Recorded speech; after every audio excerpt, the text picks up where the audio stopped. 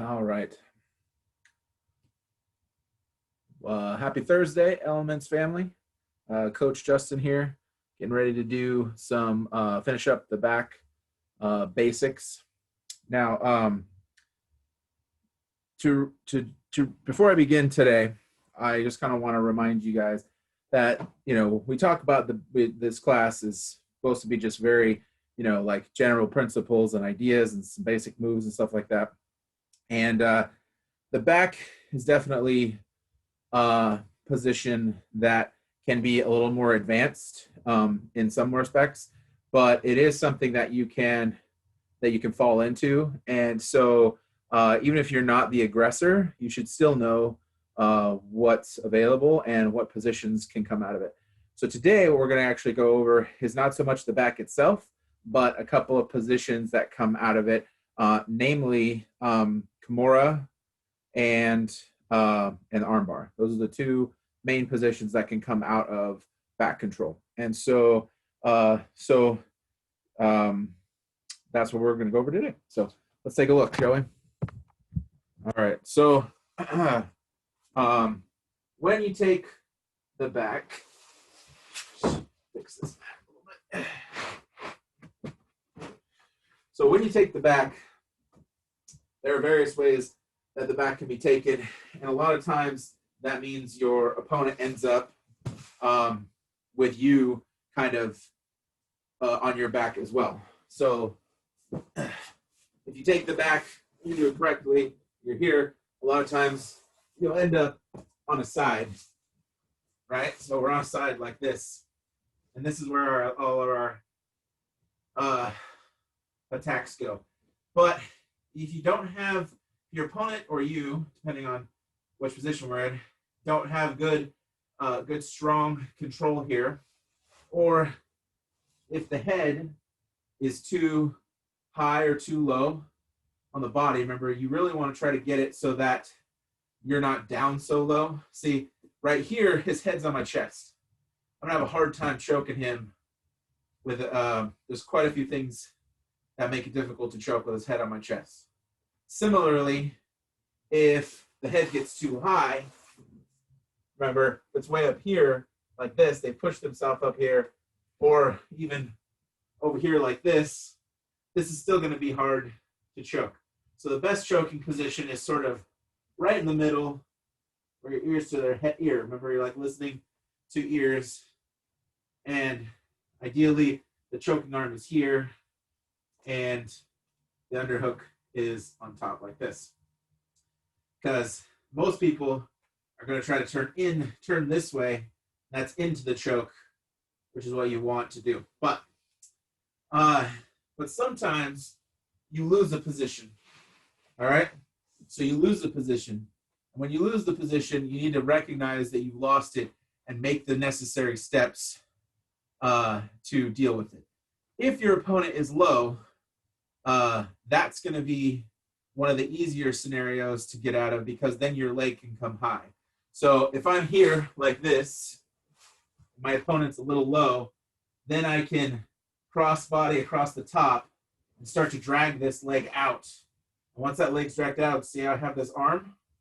I'm going to hold that arm so I can get this leg over the head and then try for this arm bar here. All right? And so so if they're strong, right, while you're doing this, if they're strong, they can actually pull you up so you can be more in the top arm bar position. So you're on the back like so, right? You got the choking hand here, and they're a little low. You're having trouble setting things up. And you can do the lapel stuff from down low, but if they're defending and they're starting to slide out and you haven't got the lapel on, you need to recognize where you're at. So the recognition is this arm's still hooked. So I'm going to keep that arm hooked. I'm going to bring this leg across the body so I can hook it, not my feet together, just the body like this, and start to pull and push till I can get the head out from underneath me. All right? And there are much cooler ways that this can happen as well. right? So if I'm here, just sitting up with my opponent with hooks in, right? I can go to this pretty easy. I just swing this arm over, push the head, and there's the arm bar, okay? But that opportunity hardly ever presents itself. What's more likely is your opponent has pushed you to one side, and you have to take advantage of that, okay? Now, this only really works if the arm is on the same side. Otherwise, you have to switch, okay? So getting to the choking side isn't really that difficult. But if your opponent goes to the non-choking side, then you have a different, you have to change your strategy altogether if that happens, okay? And I'll show you kind of what that looks like as well in a minute. We're going to start with this, with the choking side, okay? So, again, you've taken your opponent's back, you've rolled out, you've got the backpack position, is what we call this, underhook hand over the overhook hand, and I come to my side. And as I go to my side, my opponent starts to push off, right? He's turning into me before I've got anything going on. So I'm going to make sure to wrap this hand, right? And he might grab his hands together here. That would be a good defense there. And then you're going to go across the body here so that you can come out and swing that leg over for the armbar position. Okay? So that's how we transition to the armbar from that position. All right?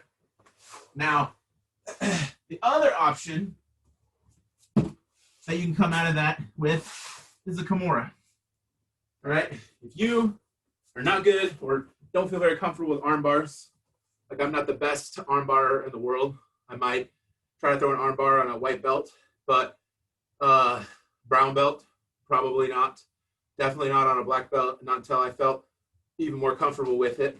And even then, I probably wouldn't try to finish an arm bar because my leg dexterity is not where I want it to be. You can change this up into a kimura situation similarly, okay? So that's the spinning part. Spinning arm bar is one way to get into the arm bar, okay? And then you can get into this kimura position in a similar way, except instead of sliding over, you're actually going to use the position to push your opponent away so you can get your legs out and go for the finish, okay? So I'll show you what that looks like. So we know, so just to recall, a lot of times the kimura is hit from bottom side control, and the finished product of a kimura generally looks something like this. So I'm here, I'm going to rotate this arm back, down and back, like so, effectively attacking the shoulder here, the whole shoulder complex here. And if I go too far, I can actually tear ligaments and tendons in there, and it would cause you to have surgery if the person was just like, just did that. So it's not gonna kill them though, thankfully, like a choke would kill, because that's something that if you do it wrong and you do it for too long, definitely can have some unintended consequences. But if you did this to somebody and you did it too fast, you're gonna tear this. So if you ever practice this on somebody, this is not a throw it kind of move. If you're in a real fight and it's literally life or death, some guy looks like he's gonna kill you, yeah, go ahead. But if you're in a practice with your teammates and you get this kimura hooked up, do not just slam your body to the side and rotate it around. Get it down and then slowly rotate until they feel the pressure in their shoulder. Or if you want to keep going, don't rotate. Have them figure out how to get out. That's always fun too. Figuring out, working the defenses. I've got you in the kimura. Now what are you supposed to do? How do you get out of this? Okay, good job. And you move on to the next thing, Like if you get here and you're up this high, it's done. Like it's done. So how do we get out of this? Like work that, so you don't hurt each other. Because again, egos are one thing, but you know, hurting each other is never good. So, so how do we approach this from the back? Okay, this is actually a real fun and easy way to get into a kimura. If you do take the back, and as like I said, I'm not the best choking person, even though I know how to do it. Some people are just really good at different things, and some people are really good at choking. I'm not the best at choking against other people who know how to defend, or at least somewhat defend. But I do know how to arm lock and arm attack. So this is what we're going to do here.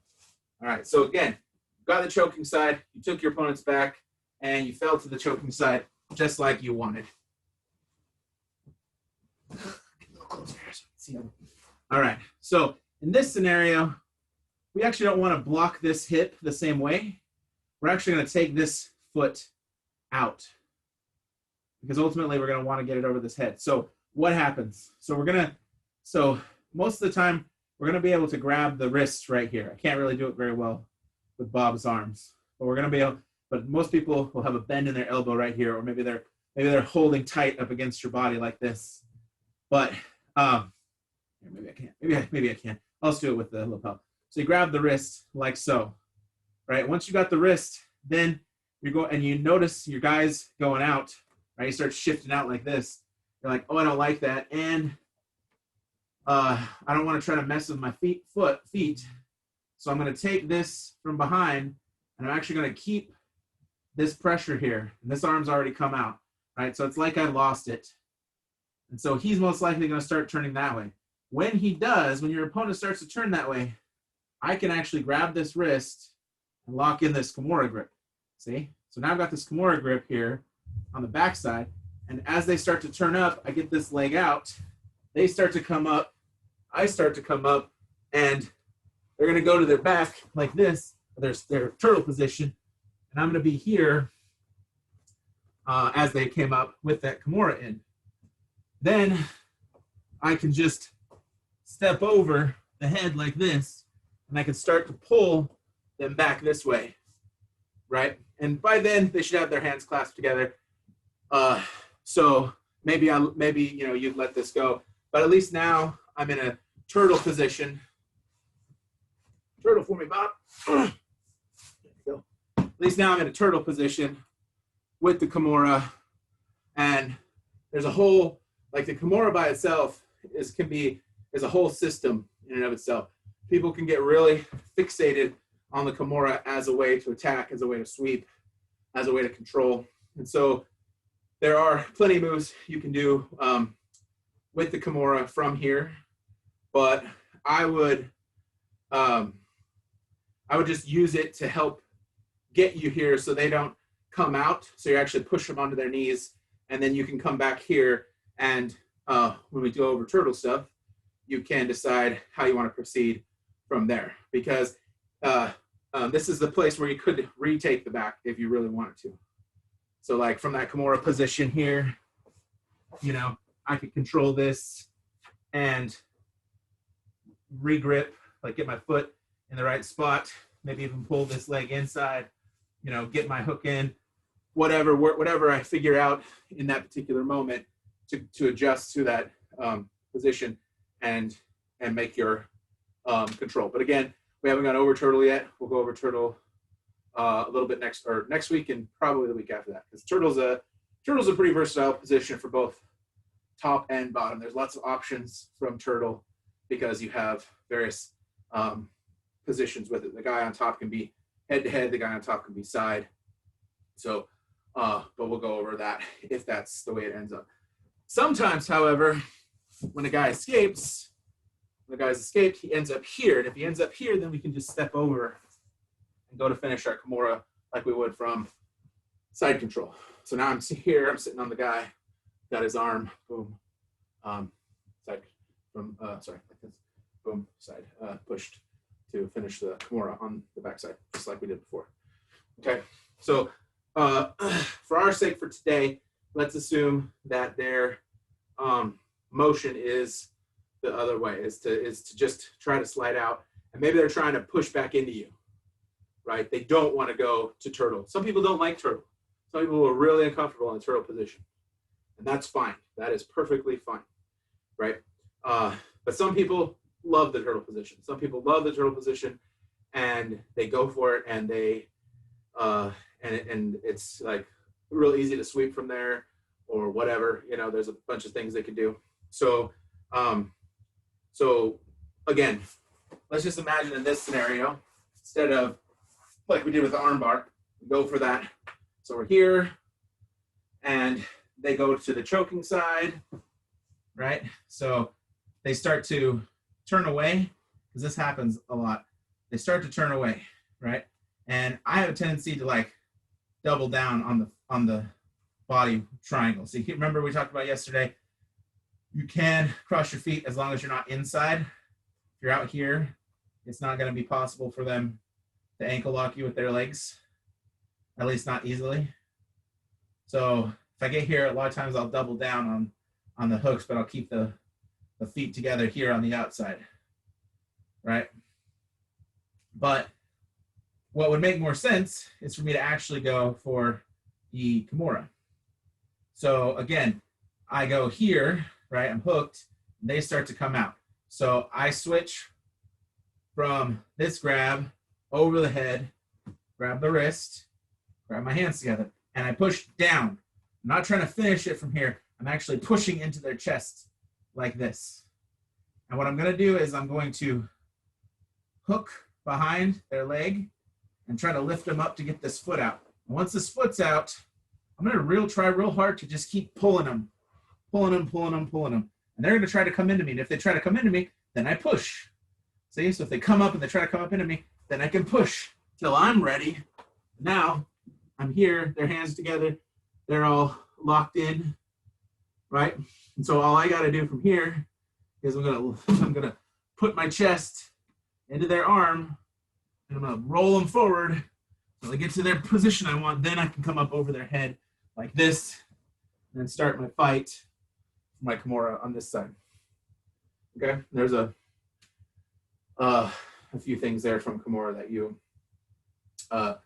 would learn if I had a partner, because there are different reactions. There's different things you do depending on, do they have their hands together? Do they have a hold of their belt? Do they have a hold of their gi? Do they have a hold of their pants? There's all kinds of options for a stall defense.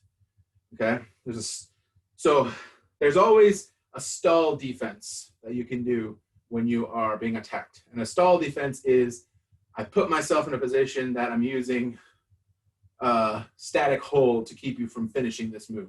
But there's always a way to get at it, to move those. You just got to know it. What you need is you always need an active defense. An active defense is you're making a movement, right? So like if I reach up and grab to finish or to stop an Americana, I kind of give up the position for an arm bar. So my arm goes across my body when I try to stop an Americana. So the kimura, same thing. I could stuff my pants and try to hold on, but if I'm a good kimura player, I should know how to stop that. Okay. So I'll show you the third way, or the third thing, and it's also a kimura situation. And it's when it's the same thing, except for this time, your opponent actually has it has the underhook side, because the underhook side is a little trickier, because you don't have the same control up on top as you do as the overhook side. So so you saw how to get into an arm bar with the twist, with the leg switch and twist. You saw how to get to the kimura with the butterfly in and kimura control. Now we got to do the same thing, but on the other side, right? So if I'm here, right? So I've got, get a little closer again. So if I'm here, I've got my ear here, I've got my hold and everything, and I've gone to the legs, or get the hooks in, and my opponent's smart and he falls to his non-hook side. Well, I don't have this arm here, right? So I'm going for my chokes, and this is good for my lapel chokes, at least two of them, the straight lapel and the behind the head lapel choke. These are real, it's a real good position for, remember the straight lapel choke. So I straighten this out like so, and then I turn this way because I want to pull my elbow back like this. And if I'm on this arm, I can't pull it back. So there's that choke. And then behind the back. So again, I grab and come up behind the head. And again, I want to pull this elbow back and down like that to finish. So, and if you can't see that clearly, well, I did a video a couple days ago. It's on YouTube. You can watch it. And so this is what I want. But my opponent's smart, and he decides to push and start to go to safe haven, right? So I'm here, and he starts to go to safe haven. So his body goes here. Well, I got to take this as an opportunity to grab this arm, right? I can't just leave this here. I got to grab this arm. And I always like when I grab this arm, there's a real, like if I can grab the wrist, that's cool. That's already where I'm at. But a lot of times I can't grab the wrist because of the situation. And maybe they are tight here already, right? So I'm actually, in this situation, I'm going to go behind the head here. So you can see that. I'm actually going to go behind the head. And then from there, I'm going to start doing the same exact move. So you notice they push themselves to the side. My arms are here like this. They start to push themselves to the side. I'm lost. I've lost this. So I should go for that kimura, hook this and the head, right? And part of the reason why I hook the head is because it kind of keeps them from rolling into me. Because if they try to roll into me, they're pushing their elbow into my body.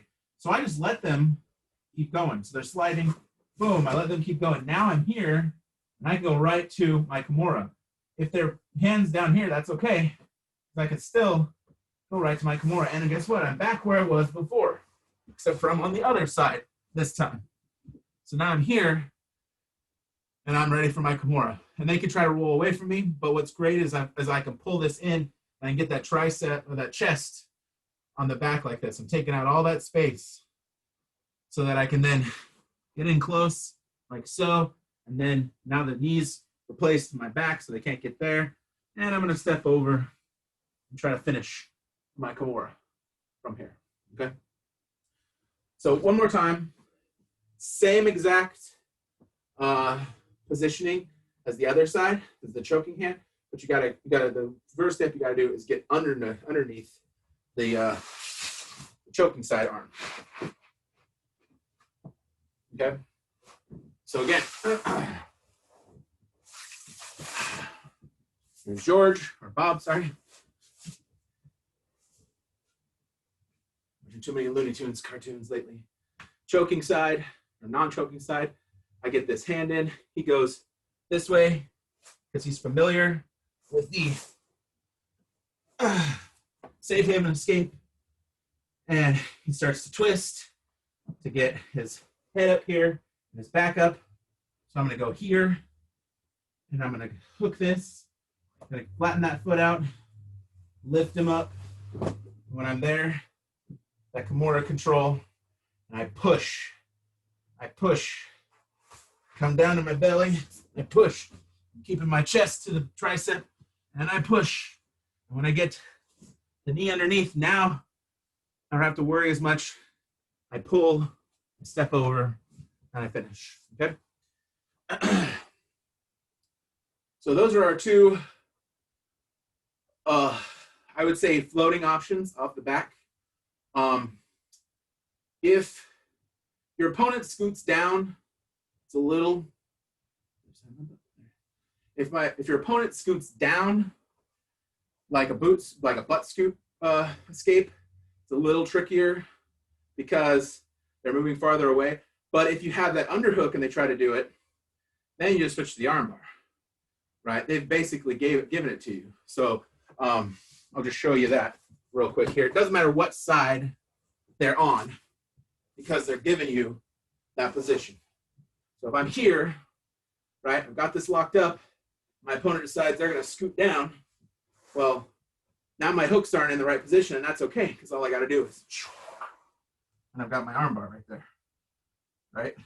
So it's real easy if they start to scoot down if they don't have that. So one of the things I did teach when I taught the butt scoot on Monday is you need to have you need to have your underhooks cleared. If I have overhooks, it's okay. If for some reason, but if I have underhooks, even one underhook, and you try to scoot away, you're basically giving me permission to transition into an armbar. So no one, you can't have any underhooks when you're doing the butt scoot. Otherwise, you transition to the armbar. Okay. So let's review some defenses to the armbar position and to the kimura position. All right. And we'll start with the kimura position because it's probably the easiest position or the easier of the two to deal with. But I will say the concept in the kimura defense is similar to the concept of the armbar defense, so it'll be easy to transition the two of them together. So again, can't really use Bob because it's got to have me for the in certain situations. So I'll use just pretend kimura, and then with Bob we can actually do the armbar one a little bit better. Okay. So when you're being kimura'd, remember the person who's trying to kimura you is trying to get your hand on this side, and then they're trying to rotate your shoulder this way. All right. If somebody gets their arm here and it's up here, there's a lot more give in this up here than there is in this down here. It's like an angle of the shoulder thing. It's like you're changing the angle of the shoulder capsule by pushing it down instead of having it up here, and up here there's more. And so I've seen lots of guys. There's even one guy in our school who you get him down here and go for the kimura, and you feel like you're gonna like literally break his arm because his shoulders are so flexible. So you may run into guys like that, but I'm not one, and I know most people aren't, so let's pretend like we're not. So the first thing we're going to do, like I said, is that most people are going to go for the stall, right? And the reason why I go for the stall is just so I can get this arm, because a real common practice to a kimura when you're on your side is to pin this arm.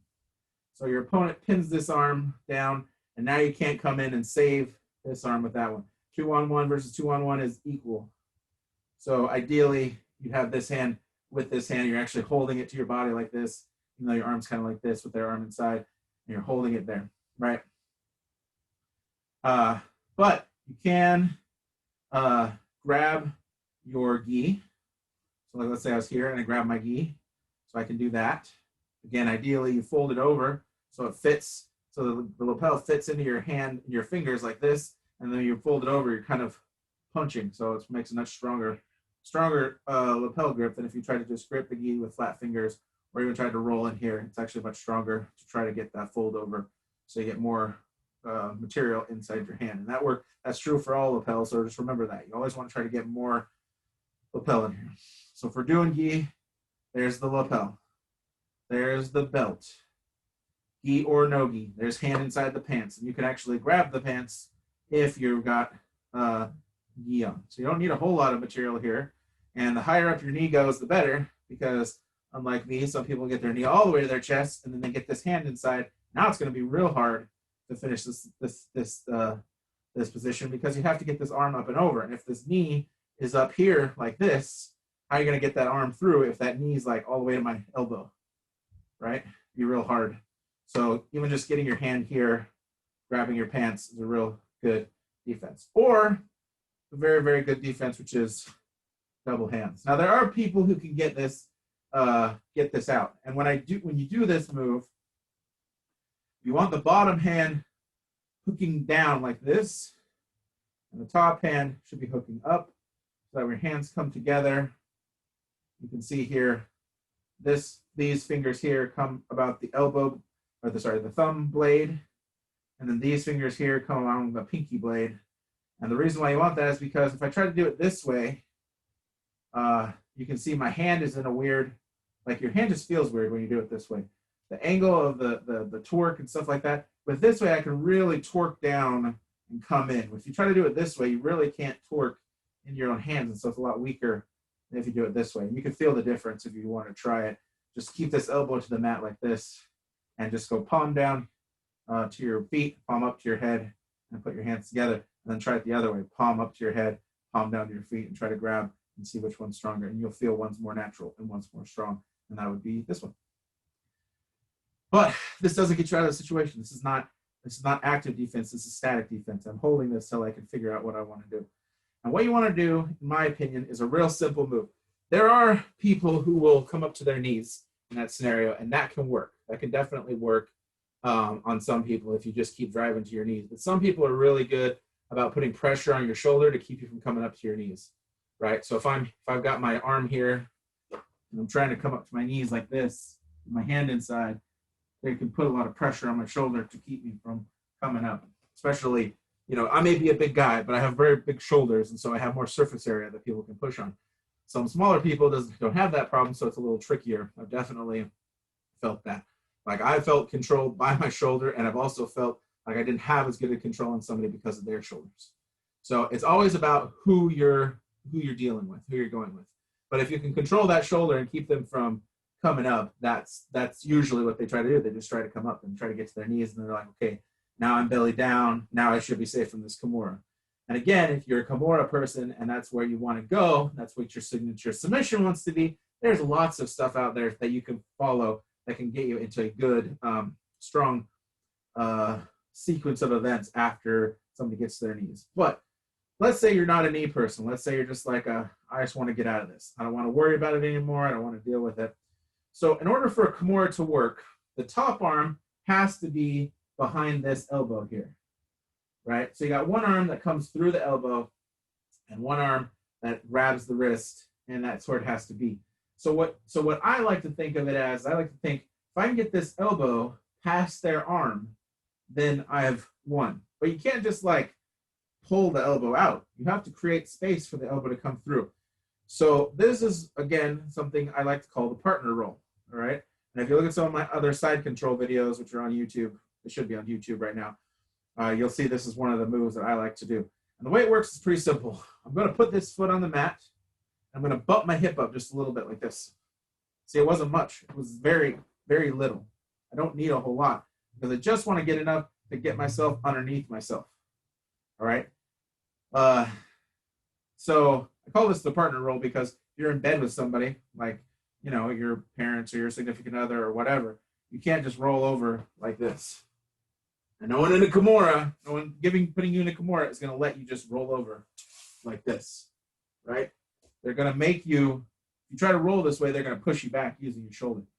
So you have to be able to spin in place. And there's quite a few times, including when we talk about the armbar defense here in a second, about spinning in place. And the way it works is like this. Put your foot here like this.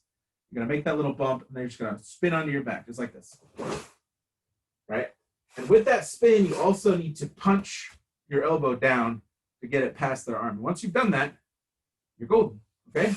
So again, you're here. You've got that kimura. Maybe you're holding on to it like this. You've got that kimura. Put that foot down. You bump, and then you pull that arm down just like that, and now no more kimura. You're on your back still, and they're usually going to be in north-south, but it's going to be much easier to deal with because once you're here, now you could actually, like, if you're really good at north-south defenses, you can easily push on their hips because they're already going to be sitting up and roll up and do some attacks there and get back in. And then it's a completely different game. All right. So one more time. Again, it's called partner roll. You're in a kimura position here. You've got the kimura on you. So you're going to put this foot down. You're going to bump and pull that arm down just like that. And you're not, notice again, I'm not rolling onto my back. I'm not going like this, right? What I'm doing is I'm spinning in place. So I'm here, I bump, and I spun in place and pulled my arm down, okay? So one of my favorite armbar defenses actually works the exact same way, okay? So Bob here is going to put me in a semi-armbar, right? He obviously can't sit up and get my arm and everything, but I can pretend like he does.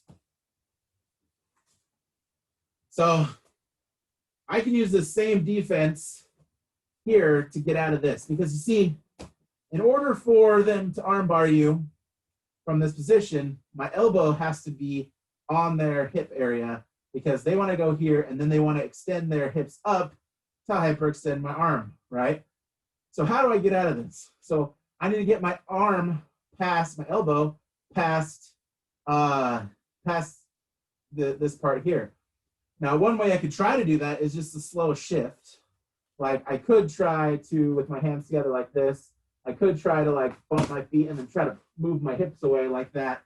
But a lot of times people will have this arm real tight. And if I try to do that slowly, my arm just gets farther from my body and then it'll be easier to arm bar. So what I like to do is I'll sit here and I'll with that grip on, and I'll wait for them to try to attack this hand. Because when they do, they loosen up the pull they have on my elbow. And once they've done that, same move. I go bump, bump, and I get my elbow down and out. Now my elbow's on the mat, away from their finished armbar. They better get up soon, because if they don't, this arm is going to come up like this and hook their leg, and then I'm going to come up and come into side control.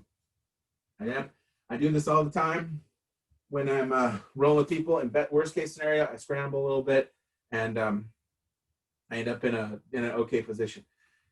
And so it's a really easy little defensive trick, and this is why I think that the armbar position is a bit more of an intermediate position, because you need to know that that's one way that people get out. And you need to know that rolling up is another way that people get out.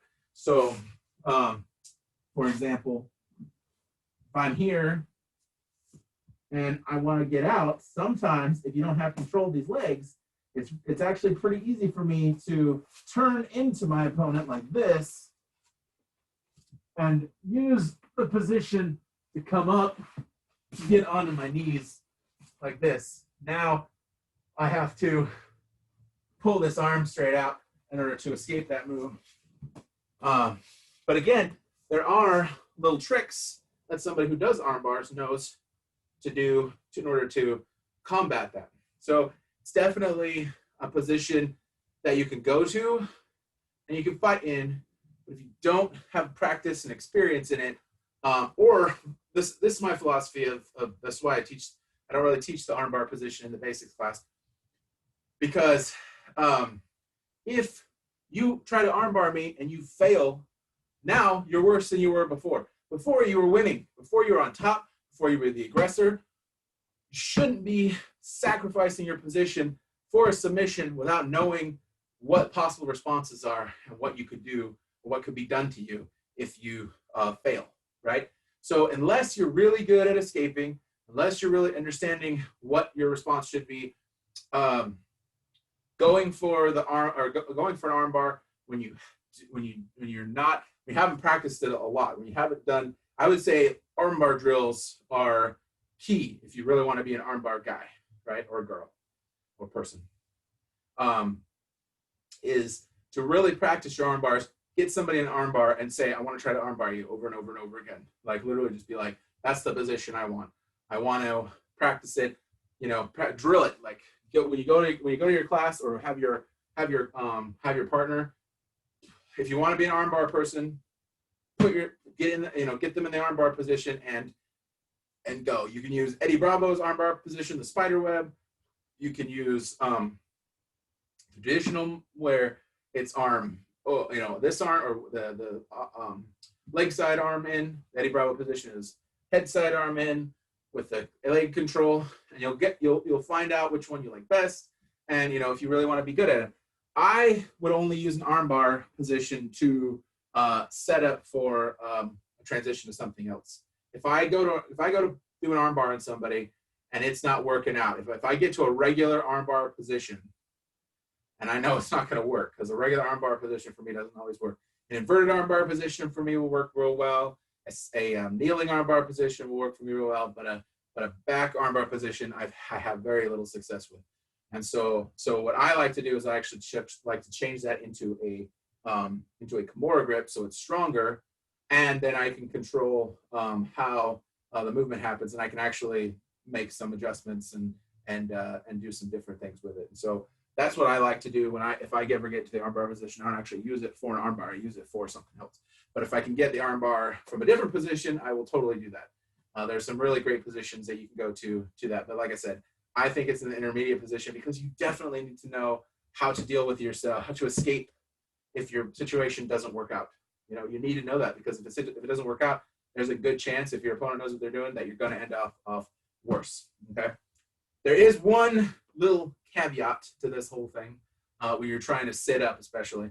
And I showed this last time, and I think I have enough time to show this. I'm not sure. Oh no, it's 5:40. Well, I'll give it to you anyway. This, you can go back and look at one of the armbar positions set up for this, but I'll show you this real quick before I go. There's a sneaky triangle from here, okay? And it's a very, very unstoppable triangle. As a larger fellow who has difficulty being triangled, this is a position I've been triangled more often than not. So what happens is your opponent gets you in your armbar, all right? Now, one way to break my grasp here is this leg can swing up and push down on this wrist, and there's actually a bicep cutter here if they go like this. So this arm's inside, right? And so most of the time when this leg comes over, you should realize, oh, that slicer's coming. So you should be pulling this hand out as quickly as you can and re-gripping like this. Now, when you've done that, you've isolated one arm in between, and it doesn't really look like it. I'll be honest with you, it doesn't really look like it, because this is here and this is here now, and this arm's on this side of the leg, and this arm's inside. So what will happen is some guys, I'm going to shout out here to Logan. If anybody watches this, you can tell him. He can open this leg up. If you open this leg up, you're basically saying, hey, turn up into me. But guess what happens the minute you lift your head up? This leg snakes underneath, and you start to come up, and then boom, there's a triangle right there. And you've actually made it real tight, because you can't get this arm over to this side to keep it loose. You have to keep it over here. And this is the choking side for the triangle. So as I'm trying to get up, guess what? I'm making this tight for him, and he's going to choke me 100% of the time.